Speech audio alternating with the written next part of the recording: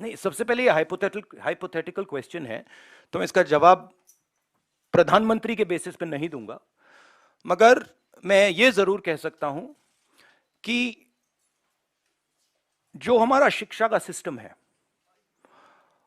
मैं पहले सोचता था कि ये इसमें स्ट्रक्चरल प्रॉब्लम्स हैं, मगर ये अपना काम कर रहा है।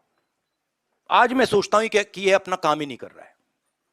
जो हम अपने बच्चों को विजन दे रहे हैं, जो हम उनको, जो उनका इमेजिनेशन है, जो हमें देना चाहिए, हम दे ही नहीं रहे। तो अगर आप, सबसे शॉकिंग चीज मैं आपको बताता हूं, मैं कन्याकुमारी से अब दिल्ली तक आया हूं, कितने 108 दिन हो गए। 108 दिन में मैंने हजारों बच्चों से बात की है, और हर बच्चे से मैंने पूछा है तुम यूनिवर्सिटी के बाद, कॉलेज के बाद क्या करना चाहते हो। हजारों बच्चों से पूछा है, और मुझे सिर्फ 5 जवाब मिले। मतलब एक लड़की ने मुझे कहा कि मैं अपना छोटा बिजनेस चला रही हूं, और एक लड़के ने कहा कि मैं मैकेनिक बनना चाहता हूं। बट 99.9% लोग कह रहे हैं मैं लॉयर, डॉक्टर, इंजीनियर, आईएएस, जज।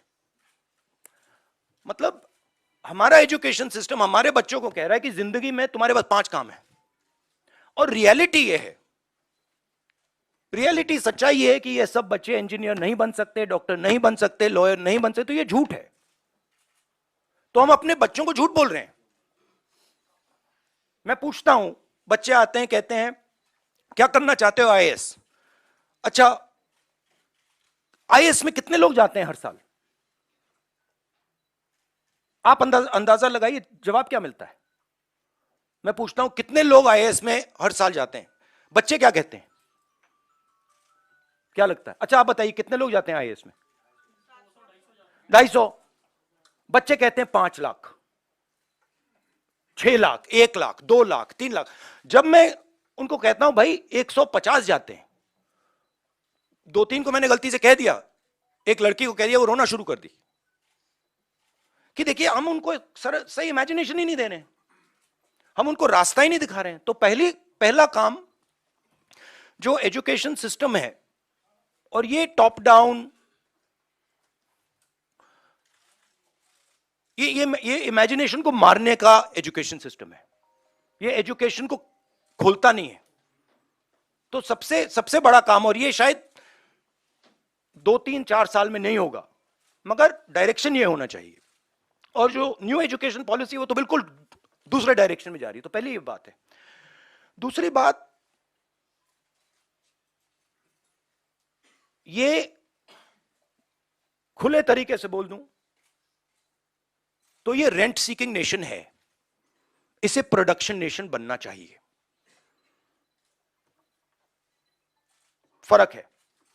ये जो देश है, जो प्रोड्यूसर है, जो प्रोडक्शन करता है, जो जिसके पास स्किल है, चाहे वो किसान हो, चाहे वो मैकेनिक हो, चाहे वो बढ़ई हो, मोची हो, नाई हो, जो भी हो, जिसके पास स्किल है, सबसे पहले उसकी मदद नहीं करते हैं। तो दूसरी बात, उसकी स्किल को डिस्ट्रॉय करने की कोशिश करते हैं, और उसको, मतलब जो उसकी स्ट्रेंथ है, उसको मार मार के उससे निकाल देते हैं। और बिना स्किल के रिस्पेक्ट किए यह देश कभी अपने युवाओं को रोजगार नहीं दे सकता है। सिंपल बात है। तो दूसरी चीज यह है।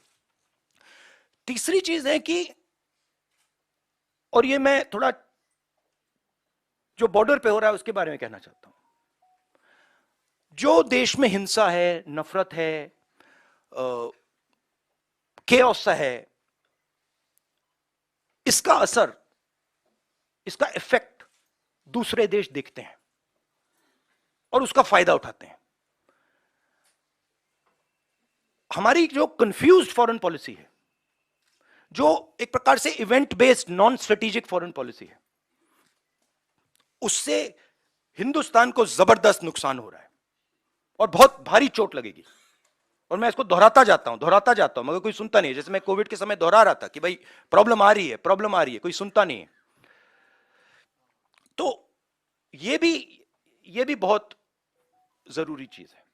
बट मेन ये कुछ नहीं हो सकता अगर एक हिंदुस्तानी दूसरे हिंदुस्तानी से नफरत करता है, एक आदमी दूसरे को मारने की कोशिश कर रहा है, ये कुछ नहीं हो सकता। तो फाउंडेशन मोहब्बत, एकता, इज्जत, रिस्पेक्ट है।